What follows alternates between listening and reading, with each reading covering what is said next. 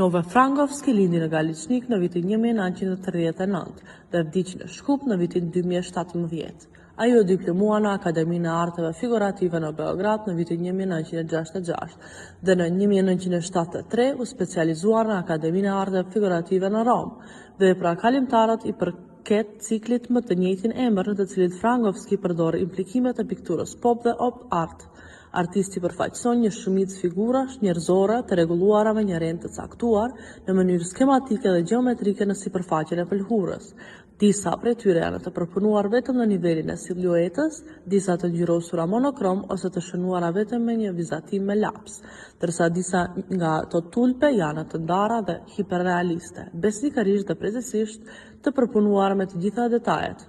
Këto figura të përpunuara plastike nuk ekzistojnë në hapësirë reale, por në një hapësirë të pakufizuar pa ndonjë indikacion për përcaktimin e tij.